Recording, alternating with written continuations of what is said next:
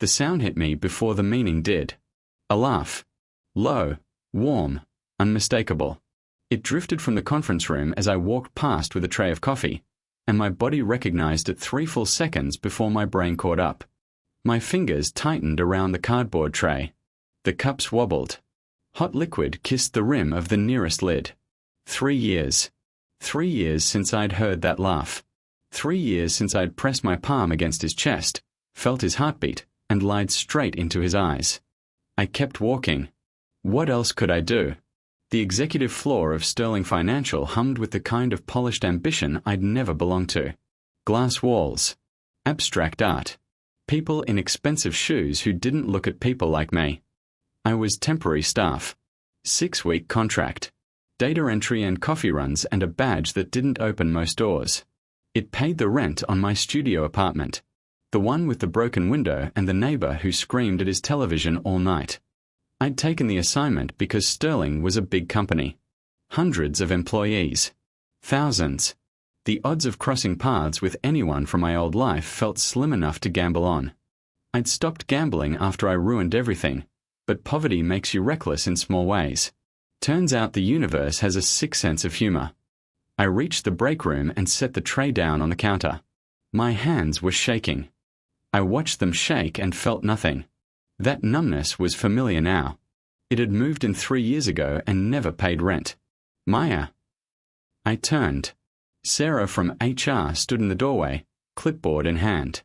She was young and bright and wore her kindness like a designer handbag, visible but carefully protected. You okay? You look pale. Fine, I said. Just tired. She nodded like she believed me. People always believe what's easy. The new CEO's Julie requested a fresh pot in his office. Can you take it up? 7th floor, corner suite. My stomach dropped through the floor. His assistant. He doesn't have one yet. Starting today. Just him and a mountain of paperwork. She smiled. Be nice. Word is his intense but fair. Youngest CEO in the company's history. Built his own firm from nothing, sold it for stupid money. Now he's here to fix our mess. I'd known. Somewhere underneath the denial, I'd known. Why else would my heart be pounding? Why else would my mouth go dry? Name? I asked. Like I didn't know. Mr. Cole. She checked her clipboard. Alexander Cole. The coffee pot beeped behind me. I jumped. Sarah laughed gently. Long night. Something like that. I poured the fresh pot into a ceramic carafe. Arranged a cup and saucer on a tray. Added cream and sugar options because that's what the training video said to do. My movements were mechanical, precise, the muscle memory of someone who'd learned to function while hollow. Alex Cole.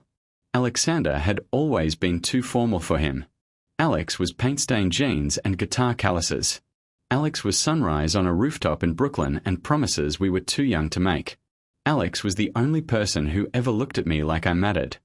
I'd left him a note. I'm sorry. I can't explain. Please don't find me. And then I'd disappeared. The elevator ride to the 7th floor took 40 seconds. I counted. 40 seconds of watching my reflection in the polished steel doors, a woman I barely recognized. Older. Thinner. Eyes that had stopped expecting good news. I'd been 23 when I left him. Now I was 26 and felt 60. The doors opened. The 7th floor was quiet. Executive quiet. The kind of quiet that costs money.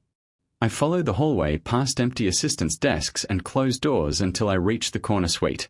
The nameplate was new. Fresh brass. Alexander Cole. Chief Executive Officer. I knocked. Come in. His voice. Through the door. Real. Close. I opened the door. He was standing at the window, back to me, hands clasped behind his back. Broad shoulders now. A suit that cost more than my last 3 apartments combined. His hair was shorter, cleaner, no longer falling across his forehead the way it used to. The man at the window radiated control. Authority. The kind of stillness that came from knowing exactly who you were and what you'd built. I'd left an artist. I'd found a king. Where would you like this? My voice came out steady. Practice. He turned. Time didn't stop. That's a lie movies tell you. Time kept moving, merciless and indifferent. I saw the exact moment he recognized me. His eyes, still that impossible blue, widened for a fraction of a second before every wall in his body slammed into place. Maya. Just my name. 2 syllables that held 3 years of silence. Mr. Cole. I set the tray on his desk. My hands were steady now. Shock had frozen them into place. Cream and sugar are on the tray. Would you like me to pour? He stared at me. Searching. For what? The girl he'd loved? An explanation? A sign that I was as wrecked as he looked beneath that polished surface?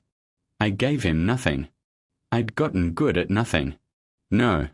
His voice was different now. Deeper. Controlled. Leave it. I nodded. Turned toward the door. Maya. I stopped. Didn't turn around. How long have you worked here? 6 weeks. Temporary contract. Ends Friday. I see. Nothing else. No accusation. No anger. Just those 2 words, heavy with everything he didn't say. I walked out. The door clicked shut behind me. I made it to the stairwell before my legs gave out. Sat on the cold concrete steps with my head between my knees and breathed. Just breathed. In and out. In and out. The way I'd taught myself after I left him. After I traded his love for his safety. My father had owed money. A lot of money. The wrong kind of people. The kind who didn't send polite reminders. They'd come to our apartment one night. 3 of them. Big men with dead eyes who explained in gentle voices what would happen to my mother, my little sister, if the debt wasn't paid. My father had disappeared weeks earlier. Run like the coward he was. Left us to clean up his mess. I'd had one thing of value. One thing they wanted. Me. Not like that. They weren't that kind of monsters. They wanted me to work for them. A bookkeeping job, they said. Easy money. Fast money. Just keep my head down and my mouth shut and the debt would disappear. I'd said yes. And then I'd gone home to Alex. Looked at his face, so full of trust, so full of plans. He was going to propose. I knew it. The ring box hidden in his sock drawer was the worst kept secret in Brooklyn. He was going to ask me to marry him, and I was going to say yes, and we were going to be happy. Except I couldn't. Because happy people didn't work for men with dead eyes. Happy people didn't bring danger home to the people they loved. So I'd made him hate me instead. The note was cruel on purpose. Short. Cold. I met someone else. Don't look for me. I'd packed while he was at work. Left my key on the counter. Walked out of our apartment and never looked back. I'd cried for 6 months. Then I'd stopped crying. Stopped feeling much of anything. The work was ugly but simple. Numbers in, numbers out. I got good at disappearing. At becoming the kind of woman no one noticed. When the debt was finally paid, 2 years of my life traded for my family's safety, I walked away from that world too. But you can't walk away from who you become. Now I sat on a stairwell in a building I didn't belong in, and the only man I'd ever loved was 15 feet away, probably hating me as much as I deserved. Good, I told myself. Let him hate me. Hate was safe. Hate meant he'd moved on. I went back to work. The afternoon passed in a blur of spreadsheets and photocopying. Every few minutes I'd catch myself listening. 4 footsteps. For his voice. For anything. Nothing came. At 5 o'clock I clocked out and took the subway home. My apartment was dark and cold. I didn't turn on the lights. Just sat on the floor with my back against the wall and stared at the closet. The closet where, buried under winter coats I never wore, hidden in a box I never opened, was a wedding dress. Faded now. Out of style. Purchased at a second-hand shop for $50 because we were poor and in love and none of that mattered. I'd tried it on in our bedroom while he was out. Spun in front of the mirror. Imagined walking toward him in some sunlit garden, both of us young and stupid and certain. I'd kept it. All this time. Through every cheap apartment, every fresh start, every night I told myself to throw it out. I couldn't. Somewhere deep inside, some part of me still believed that dress meant something. That the girl who bought it wasn't dead. That the love she'd felt wasn't just ashen memory. Tonight, that felt like the cruelest lie of all. Because Alex Cole had looked at me like I was a stranger. And maybe that's what I deserved. Maybe that's what I'd earned. But God, it hurt anyway. I didn't sleep. The ceiling in my apartment had a water stain shaped like a map of a country that didn't exist. I'd traced its borders 1,000 times during sleepless nights. Tonight, it offered no comfort. Every time I closed my eyes, I saw his face. The moment of recognition. The walls slamming down. By 4 a.m., I'd accepted that sleep wasn't coming. I showered. Dressed in my usual uniform, black slacks, white blouse, sensible flats. The uniform of invisibility. I was at my desk by 6:30, the only person in the bullpen, staring at a computer screen without seeing it. My contract ended Friday. 3 more days. I could survive 3 more days. At 8, the elevator chimed and people began filtering in. Phones started ringing. Keyboards clicking. The ordinary music of office life. I kept my head down, focused on data entry, and almost convinced myself I was fine. Ms. Delgado. I looked up. A woman I didn't recognize stood at my cubicle entrance. 40s. Sharp suit. Eyes that assessed everything in a single glance. I'm Rebecca Thorne, Chief of Staff. Mr. Cole requests your presence in his office. Now. Not a question. Not a suggestion. A command delivered with the crisp efficiency of someone who delivered commands for a living. I stood. My legs felt hollow. Of course. She walked ahead of me without another word. I followed like a child called to the principal's office. The elevator ride to the 7th floor was longer than yesterday. Or maybe time just moved differently when you were walking toward your own undoing. Rebecca deposited me at his door and disappeared. I knocked. Come in. The same voice. The same controlled neutrality. I entered.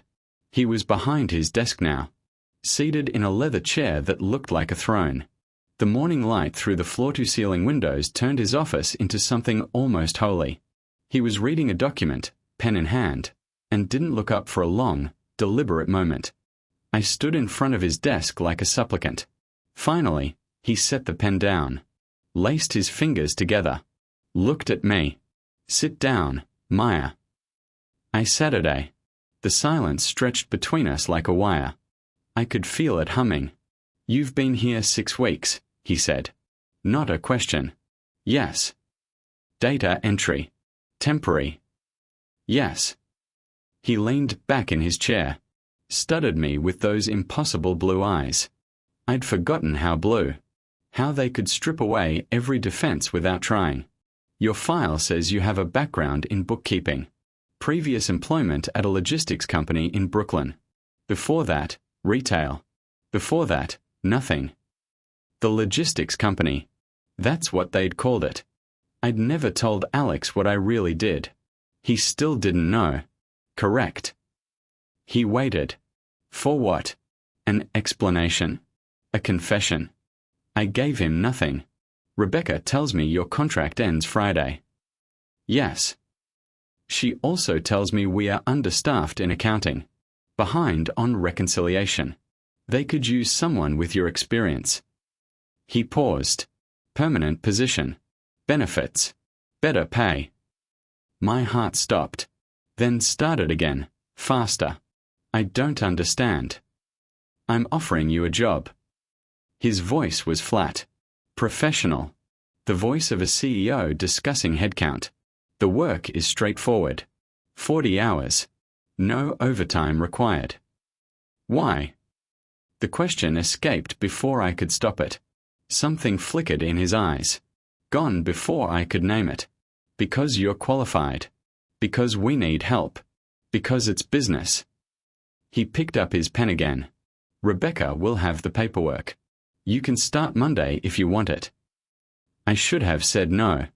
I should have walked out of that office, taken my 3 days, and disappeared again. That's what I did. That's who I had become. Instead, I heard myself say, "I'll think about it."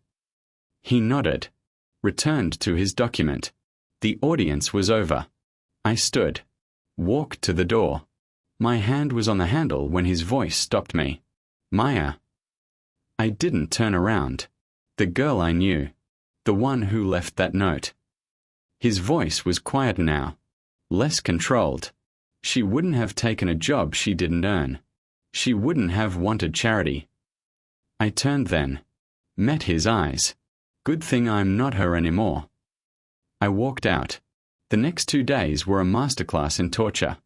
I saw him everywhere, crossing the lobby, exiting elevators. Once, through the glass wall of a conference room, leading a meeting with the kind of effortless authority that made everyone in the room lean forward, hungry for his approval. He never acknowledged me. Not a nod. Not a glance. I was furniture.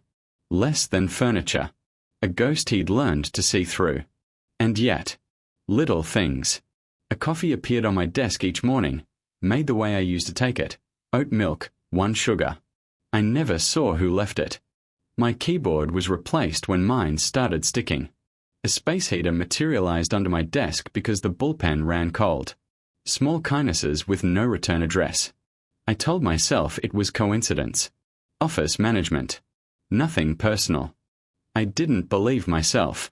Thursday afternoon, I was leaving the break room when I nearly collided with him in the hallway. He was alone. No assistants. No entourage.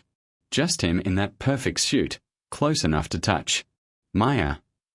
"Mr. Cole." We stood there, 2 feet apart. 3 years of silence between us. "You haven't answered about the position," he said. "I haven't decided." "Friday's tomorrow." "I know what day it is." Something almost like a smile tugged at the corner of his mouth. Gone instantly. But I saw it. I'd always seen things in him that no one else did. "The accounting team needs someone reliable," he said. "That's the only reason I'm asking again." "Of course." "You don't believe me." "I believe you're a CEO who makes decisions based on business needs."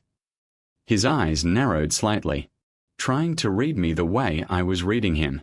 "You've changed," he said. "You have no idea." The words came out sharper than I intended. Something raw underneath them. He heard it. I saw him hear it. "Then tell me." His voice dropped, lost some of its polish. "Tell me why." A man walked past with a stack of files. Nodded at Alex. The moment shattered. 5 o'clock, Alex said quietly. "My office. Off the record." He walked away before I could answer. I spent the rest of the day arguing with myself. Don't go. Nothing good can come from this. He deserves the truth, but the truth won't help him. Won't help either of you. Walk away. That's what you do. That's who you are. At 4:55, I was still at my desk. At 4:58, I stood up. At 5:01, I knocked on his door. The office was different in the evening. Softer. The harsh daylight replaced by the warm glow of desk lamps. He'd taken off his jacket, rolled up his sleeves. For a moment, he looked like the Alex I remembered. The artist. The man who painted until dawn and never owned a single tie. "Close the door," he said. I closed it. "Drink." He gestured to a decanter on a side table. No. He poured one for himself.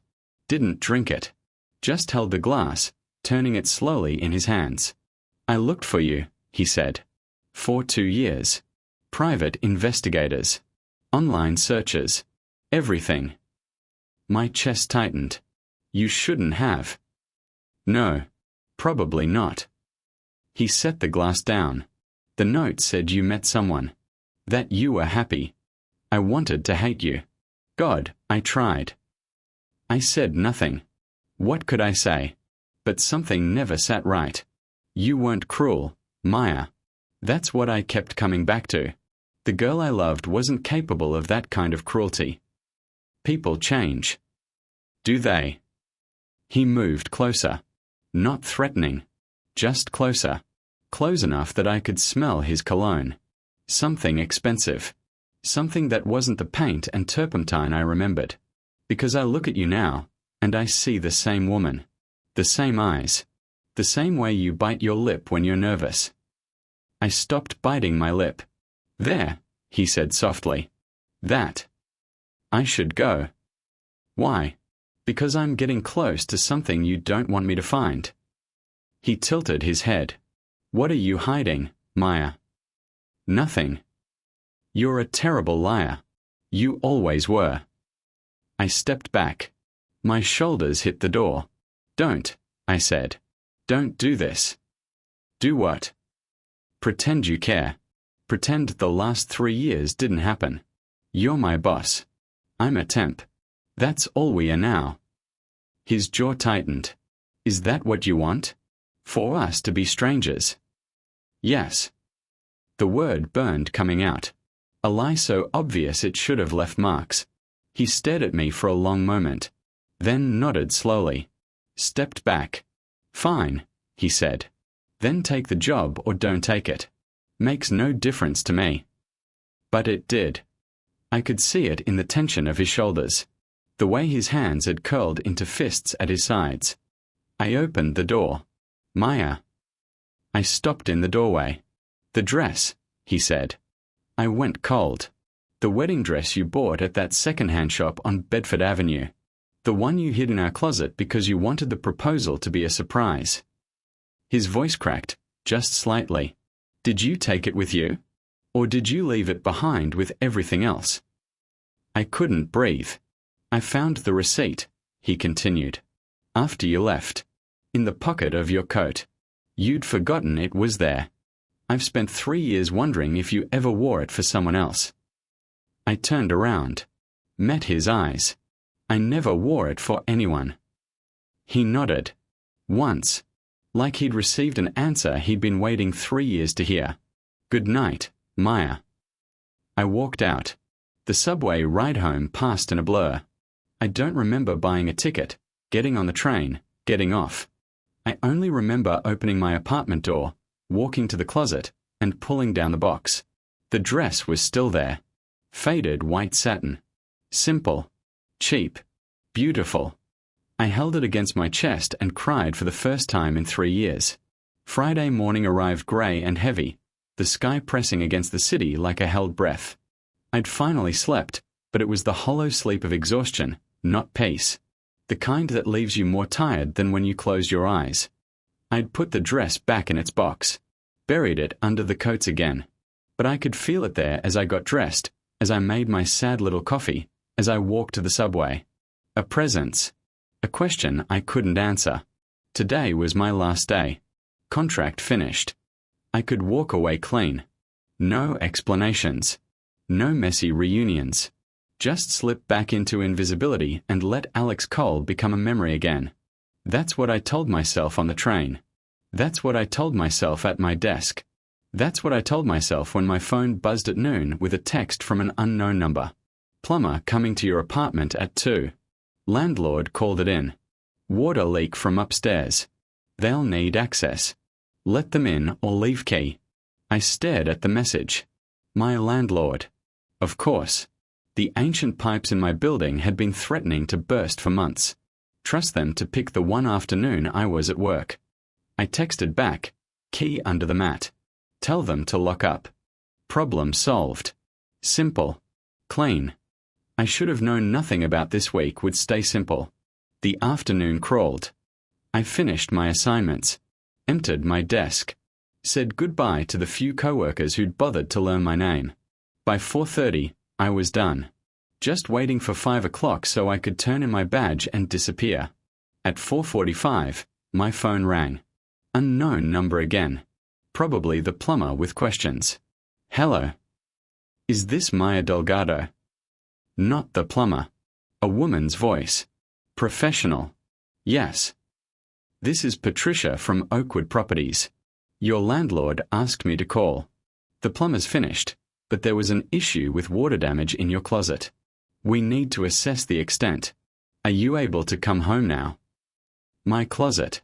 The word hit like a punch. What kind of damage? Some water seeped through from the unit above. Your ceiling took the worst of it, but the closet wall is damp. We need to move your belongings so we can dry it out properly. The dress. The box. Sitting right under that wall. I'll be there in 30 minutes. I hung up, grabbed my bag, didn't say goodbye to anyone. The train couldn't move fast enough. Every stop felt like an eternity. I watched the station slide past and tried to convince myself it didn't matter. It was just a dress. Just fabric. Just a symbol of a future that died 3 years ago.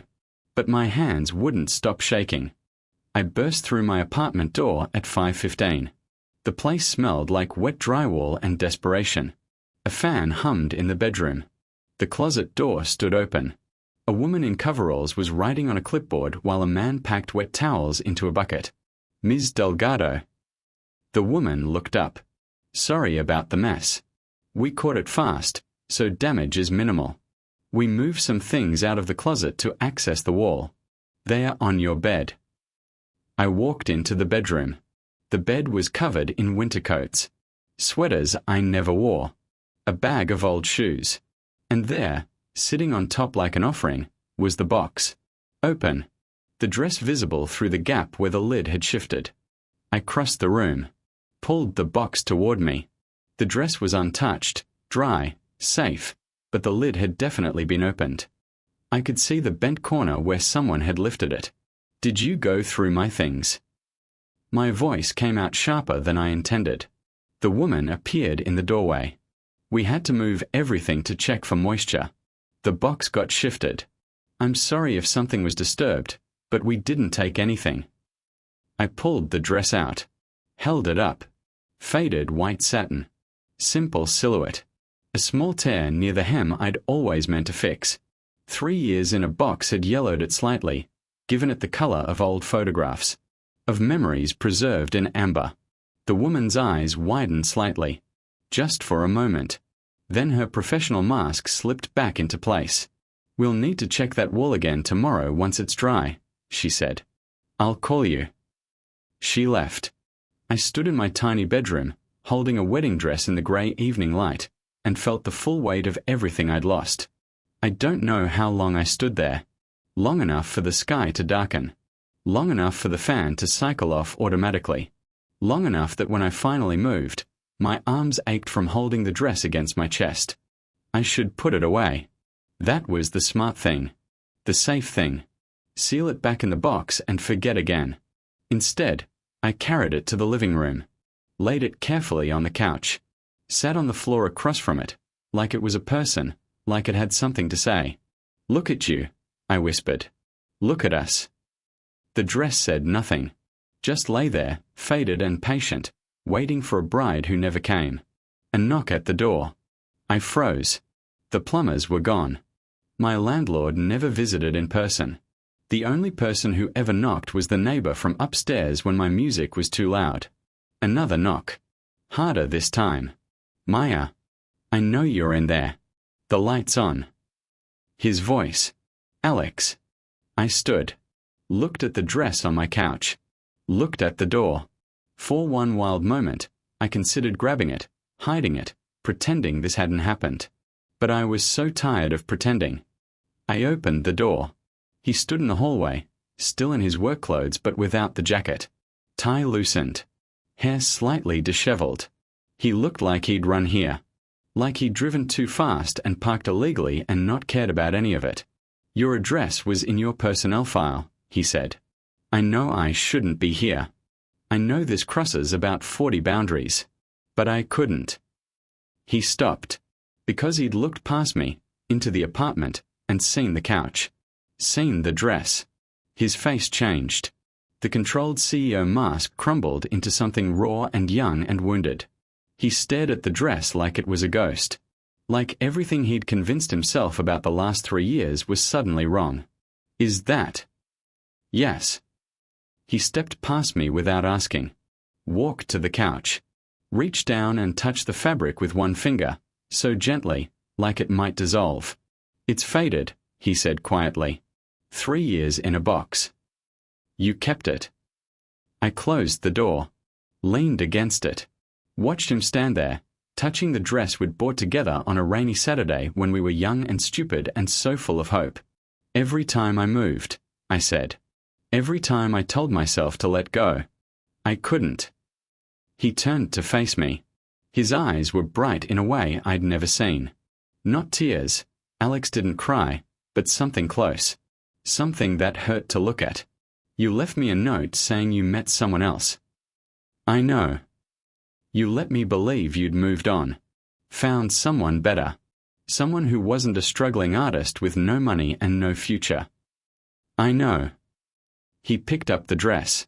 Held it the way I'd held it. Like it was made of glass. Why? His voice cracked on the word. Just once. Tell me why. I could have lied. Could have made something up.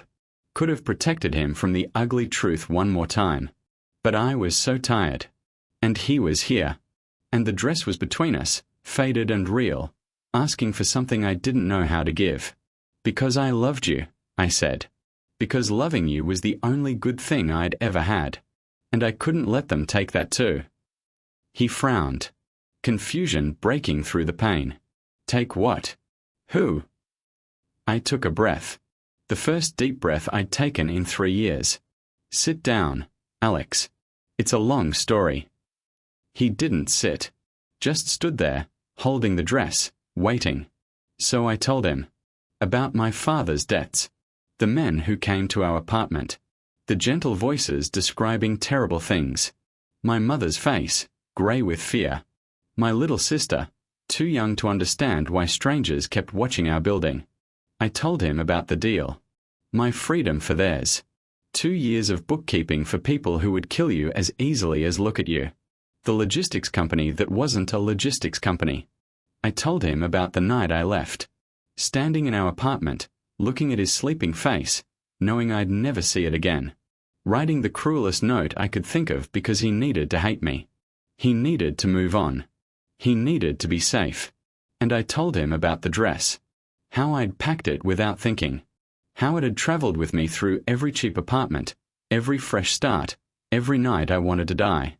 I kept it because it was the only proof, I whispered. The only proof that I'd been happy once. That I'd been loved. That somewhere underneath all the ugly things I did, there was still a girl who believed in forever. He hadn't moved. Hadn't spoken. Just stood there, dress in his hands, watching me with an expression I couldn't read. When I finished, the silence stretched between us like a wound. Finally, he spoke. You should have told me. How? What would you have done? Fought them? Died? I shook my head. I couldn't lose you that way. You lost me anyway. The words hit like a blade. I know, I whispered. I know. He looked down at the dress, traced the faded satin with his thumb. I never stopped loving you, he said. I tried. God, I tried. But every woman I met, I compared to you. Every relationship, I sabotaged. Because some part of me kept believing there had to be a reason. Some part of me knew you weren't cruel. Alex. I built a company from nothing in 3 years. He laughed, but there was no humor in it. You know why. Because working 20-hour days was the only way to stop thinking about you. I told myself if I got rich enough, powerful enough, I'd find you. And when I did, you'd see what you threw away. I never threw you away. I saved you. You don't get to decide that. His voice rose for the first time. You don't get to decide what I can handle. What risks I'm allowed to take. You made a choice for both of us, and you were wrong. I flinched. The truth of it hit harder than any accusation. Maybe, I said. But my sister's alive. My mother's alive. And you're standing here, holding that dress, instead of buried in some anonymous grave because you tried to be a hero. He stared at me, the anger warring with something else. Something softer. How did you get out? He asked. The debt. How did you pay it? 2 years. I did what they asked. Kept my head down. Stayed invisible. I shrugged. When it was over, they let me go. just like they promised. And the police? The FBI? You could have gone to them. I had nothing. No proof. Just names they'd never use. And if I was wrong, if they came back. I shook my head. I couldn't risk it. He set the dress down carefully, crossed the room until he stood in front of me, close enough to touch. You should have trusted me. I couldn't. I would have found a way. There was no way. There's always a way. He lifted his hand, cupped my face with a gentleness that made my chest ache. You just didn't believe in us enough to look for it. The tears came then. 3 years of them. I couldn't stop them, couldn't hide them. They just fell, and he watched them fall, and something in his eyes shifted. I paid off your father's debt 2 years ago, he said quietly. The world stopped. What? Anonymous payment. Clean money from a shell company. I'd been looking for you for a year by then, and every trail went cold. I thought if I cleared the debt, if I removed whatever was keeping you hidden, you'd come back. His thumb traced my cheekbone. You never came. You. I couldn't form words. How did you even know about the debt? I found a letter. After you left. Hidden in your side of the closet. It was from one of them. A threat. Very specific about what would happen if you didn't cooperate. His jaw tightened. I spent a year finding them. Another year building enough money to make them an offer they couldn't refuse. You could have been killed. I didn't care. Alex. I didn't care, Maya. Without you, I was already dead. Just going through the motions. Building things that didn't matter. He leaned closer, forehead almost touching mine. I would have burned the world down to find you. I couldn't breathe. Couldn't think. The man I'd left to save was the man who'd saved me without even knowing where I was. Why? I whispered. Because that dress. He glanced back at it, faded on the couch. I bought a ring the same week you bought that. I was going to ask you to marry me in the garden behind the old church. The one with the roses. You always loved those roses. I remembered. Sunday mornings, walking past that church, stopping to smell the roses. Him pretending to be impatient. Me pretending not to notice how he watched me. I still have the ring, he said. My heart stopped. I carry it everywhere. In my pocket. Every suit. Every day. Because some part of me kept hoping I'd find you, and when I did, I'd get to ask. He stepped back, reached into his pocket, pulled out a small velvet box, opened it. The diamond caught the light. Small. Simple. Exactly what I would have chosen. Exactly what we'd talked about in our tiny Brooklyn apartment, dreaming of futures we couldn't afford. It's been in my pocket for 2 years, he said. Waiting. I looked from the ring to his face. Saw the boy I'd loved. The man he'd become. The bridge between them built from 3 years of pain and hope and stubborn, impossible love. Alex, I.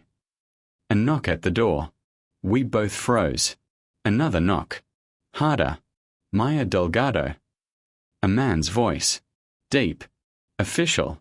Open up. Police. The knock came again. Harder. Police. The word hung in the air between us like smoke. I saw Alex's face shift. Confusion first, then something sharper. Protective. He stepped toward the door before I could move. Don't. I grabbed his arm. You can't be here.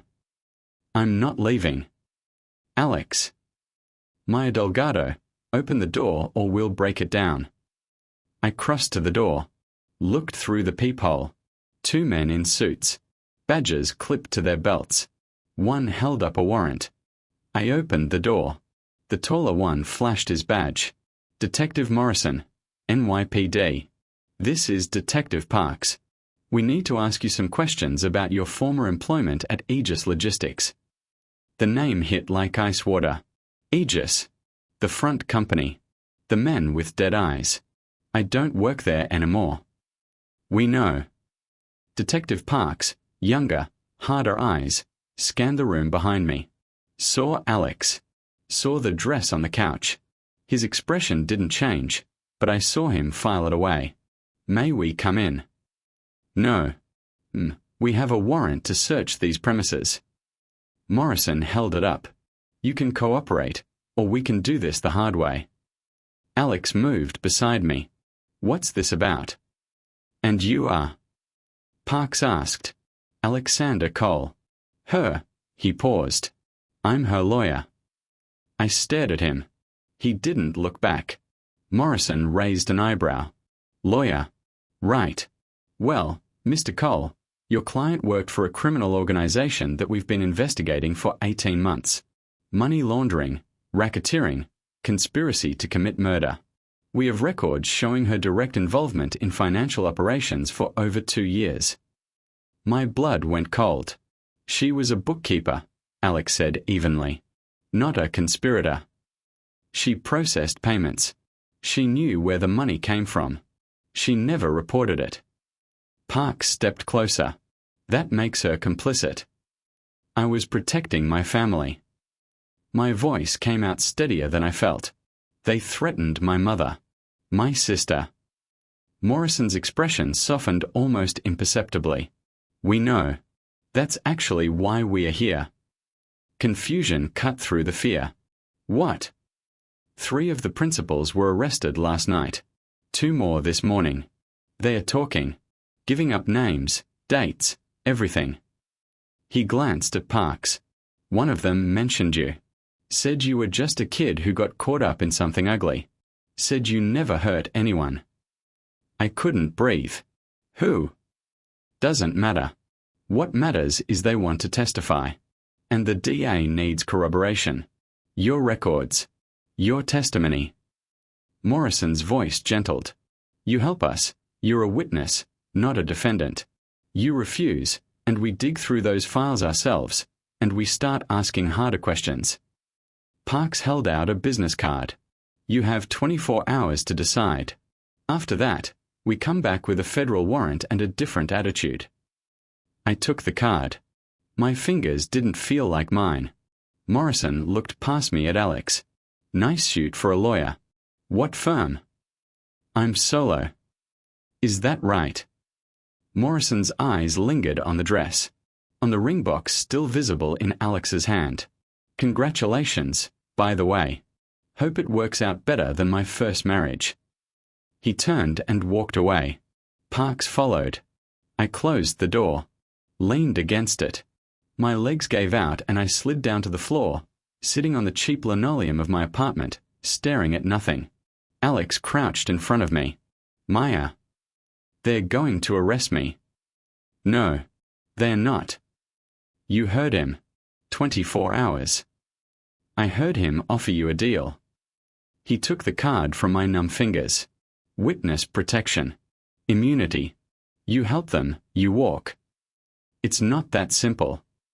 It's exactly that simple. He tilted my chin up until I met his eyes. You did nothing wrong. You protected your family. You paid a price they can't imagine. Now it's over. They're in custody. You're free. Free. The word felt foreign. Wrong. I've been hiding for 3 years. I don't know how to be free. He sat down on the floor beside me, shoulder to shoulder, close enough that I could feel his warmth. Then we learned together. I turned to look at him. Really look. The boy I'd loved. The man he'd become. The ring still in his hand. You should go, I said. This isn't your fight. Yes, it is. Alex. It's always been my fight. He set the ring box on the floor between us, opened it so the diamond caught the light. You think I spent 3 years building a company because I wanted to be rich? I did it so I'd have resources. So if I found you, if you were in trouble, I could help. I could protect you the way you tried to protect me. I stared at him. You built an empire for me. I built it for us. He laughed softly. Even when I thought you'd left me for someone else. Even when I hated you. Some part of me kept building. Kept preparing. Like I knew, somehow, that you'd need me. The tears came again. I was tired of crying, tired of feeling everything at once. I don't deserve this. Not your choice. He picked up the ring, held it between us. I've been carrying this for 2 years. 2 years of hoping. 2 years of telling myself that if I ever found you, I wouldn't let you go again. Alex. I'm not proposing. Not now. Not like this. He closed the box, pressed it into my palm. But I want you to have it. I want you to know that someone has been waiting. Someone has been loving you every single day you were gone. The velvet was warm from his hand. The box fit perfectly in my palm, like it belonged there. I don't know what happens tomorrow, he continued. I don't know if you take that deal or fight it or run again. But I know I'm not leaving. I know I'm going to be here, with you, through all of it. Why? Because that dress on your couch is 3 years old and faded and you still kept it. His voice cracked. Because you loved me enough to destroy yourself. Because you're the bravest person I've ever known and you don't even see it. I looked at the dress. Faded satin on a thrift store couch. A symbol of everything I'd lost and everything I'd held on to. I was going to wear it for you, I whispered. In the garden behind the church. With the roses. I know. How do you know? Because that's where I was going to ask you. He smiled. Sad and sweet and full of memory. I had it all planned. Sunday morning. Pretend we were just walking past. Then drop to one knee among the roses. I laughed. A broken sound, half sob. You're so dramatic. You loved it. I did. I leaned into him. Let myself feel his shoulder against mine, solid and real. I do. We sat like that for a long time. The apartment dark around us. The fans still humming in the bedroom. The dress watching from the couch like a witness. Finally, I spoke. If I take the deal, I have to testify. Publicly. Their lawyers will tear me apart. Try to make me look like a criminal. Let them try. My family will know everything. My mother. My sister. They'll find out what I did. What I became. They'll find out you saved them. He turned to face me. That's not shame, Maya. That's love. I looked at the ring in my palm. The small diamond that had waited 2 years. What if I'm not the same person? I asked. What if 3 years of hiding changed me too much? Then we figure out who you are now. He took my hand. Interlaced our fingers. Together. A knock at the door. We both tensed. Looked at each other. Ignore it, Alex said. Another knock. Softer this time. Maya. A woman's voice. Older. Trembling. Baby, it's me. It's Mom. I went rigid. My sister. She's with me. We are both here. Please, baby, open the door. I stood on legs that didn't feel like mine. Crossed the apartment like walking through water. Opened the door. My mother stood in the hallway. Older than I remembered. Grey streaking her hair. Lines around her eyes that hadn't been there 3 years ago. Behind her, my sister Elena, 17 now, not 14, with the same frightened eyes I saw in the mirror every day. Mama. The word came out broken. She pulled me into her arms. Held me so tight I couldn't breathe. Sobbed into my shoulder while Elena wrapped her arms around both of us. We saw the news. My mother gasped. The arrests. They showed the building. They said employees might be charged. I've been trying to find you for 3 years, baby, 3 years, and I couldn't. I'm here. I held her tighter. I'm here. Elena pulled back. Looked at me with eyes too old for her face. Did you really do it? Did you work for those people? I didn't know how to answer. Didn't know what version of the truth would hurt least. She did it for us. My mother answered before I could. Don't you ever forget that. She did it for us. I looked past them. Saw Alex standing in my living room, watching. The dress on the couch. the ring still in my hand. He smiled. Small and sad and full of something that looked like hope. I smiled back. Then my mother noticed him. Pulled away. Wiped her eyes and straightened her spine, suddenly protective. "Who are you?" Alex stepped forward. Offered his hand. "Alexander Cole. I'm the man who's going to marry your daughter." My mother's eyes went wide. Elena gasped. And I, for the first time in 3 years, laughed. Real laughter. The kind I thought I'd lost forever. "Alex," I said. "You can't just." Too late. He was smiling now. Full smile. The one I remembered. Already said it. My mother looked from him to me to the ring in my hand to the dress on the couch. Understanding dawned slowly. "That's the dress," she whispered. "The one you bought in Brooklyn. You kept it." 3 years, Mama. She looked at Alex. Studied him with the fierce attention of a mother who'd failed to protect her child once and wouldn't fail again. "You love her. More than anything. And you know what she did. What she sacrificed." "I know everything." My mother nodded slowly. Then, to my shock, she smiled. "Good. She deserves someone who knows." She took his hand, squeezed it. "Don't hurt her. She's been hurt enough." "I won't. I promise." Elena tugged my sleeve. "Is he rich?" "He looks rich." "Elena." My mother swatted her arm. "What? He's wearing a really nice suit." I looked at Alex. He looked at me. And somehow, impossibly, we were both laughing. The dress lay on the couch. Faded and waiting. The ring sat in my palm. Warm and real. Tomorrow, I'd face the police. The testimony. The public scrutiny. Tonight, my family was whole. The man I loved was holding my hand. And for the first time in 3 years, I wasn't running. I was home. The next 6 months changed everything. I took the deal.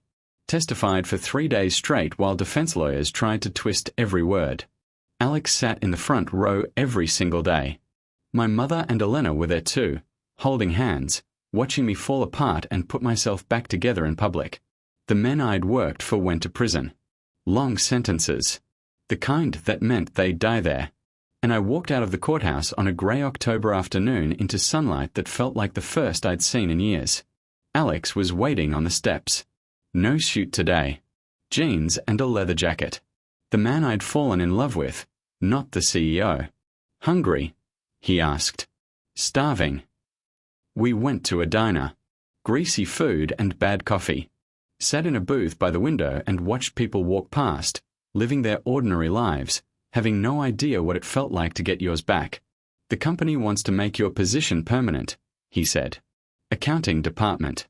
Full benefits." Because I'm qualified or because I'm sleeping with the CEO? He choked on his coffee. "We are not. We haven't." "I'm joking, Alex." "Oh." He wiped his mouth. "Right. Joking. Good." I laughed. Real laughter still felt new. Still surprised me when it came. "I'll think about it," I said. "The job." "Take your time." We sat in comfortable silence. His hand found mine across the table. "I still have the ring," I said. "I know. I carry it everywhere now. Like you used to." He smiled. "Soft and private, just for me. Funny how that works." After lunch, we walked. No destination. Just moving through the city together, letting the miles erase the years. We ended up in Brooklyn. Somehow, without planning it, we ended up on that street. The one with the church. The garden was still there. The roses were past bloom, October bare, but the iron gate stood open like it had been waiting. "We shouldn't," I said. "Why not?" "It's not the same. We are not the same." "Good." He pushed the gate open. Held out his hand. The people we were couldn't survive what happened. But these people? The ones who made it through. He waited. I'd like to meet them. I took his hand. We walked into the garden. Bare rose bushes lined the path. Dead leaves crackled under our feet. At the center, a stone bench faced a small fountain that had been drained for winter. He stopped there, turned to face me. "I've imagined this 1,000 times," he said, "in a million different ways. Sometimes you said yes. Sometimes you said no. Sometimes you laughed. Sometimes you cried." He reached into his pocket, pulled out a ring box. Not the one he'd given me, a new one. But in every version, I asked, "Alex, I know you have the other ring. I know you've been carrying it. But that ring was for the woman I lost, the one who disappeared." He opened the box. The diamond inside was different, bigger, more expensive. "This one is for the woman who came back, the one who testified, the one who survived." I looked at the ring. Beautiful. Perfect. Wrong. "I don't want that one." He blinked. "What?" "I've been carrying your ring for 6 months. The one you carried for 2 years. The one you bought when we were poor and stupid and so in love we couldn't see straight." I reached into my own pocket, pulled out the worn velvet box. "This is the ring I want. This is the ring that waited." He stared at me. Something shifted in his eyes. "You're sure?" "I've never been more sure of anything." He took the old box from my hand, opened it. The small diamond caught the weak October light and shone like it was new. "Maya." His voice cracked. "I've loved you since the moment I met you. I've loved you through every stupid thing we did, through every mistake, through 3 years of thinking you were gone forever." He dropped to one knee among the dead roses. "I'll love you through whatever comes next. If you'll let me. If you'll stay." I looked down at him. The boy who painted until dawn. The man who built an empire. The same person. Always the same person. Yes. He slid the ring onto my finger. It fit perfectly, like it had always belonged there.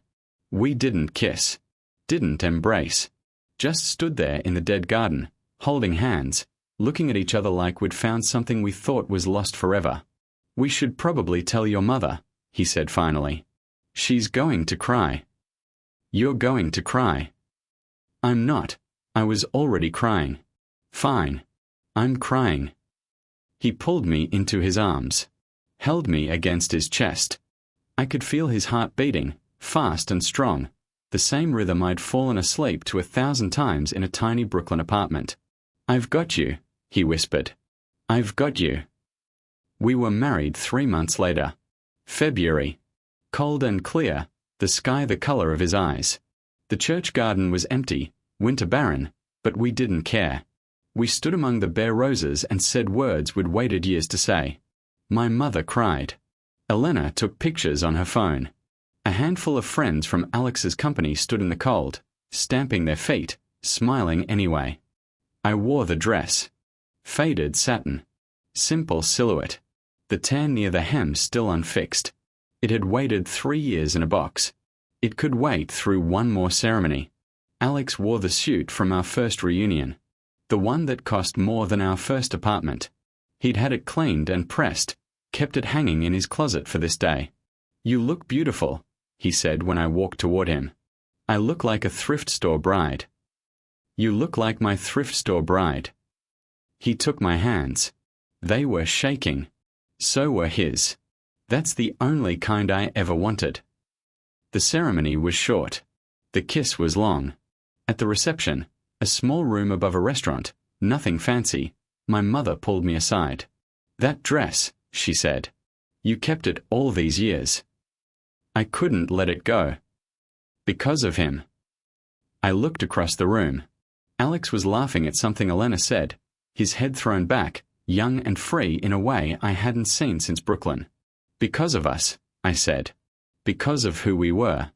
Who we became. Who we are still becoming." My mother squeezed my hand. "He's a good man. The best. Don't screw it up this time. Mama." She laughed, pulled me into a hug. "I'm proud of you, baby. So proud." Later, after the cake and the toasts and the awkward dancing, Alex and I stood outside in the February cold, breath misting, hands intertwined. "What now?" he asked. "Now we go home." Home. He tested the word.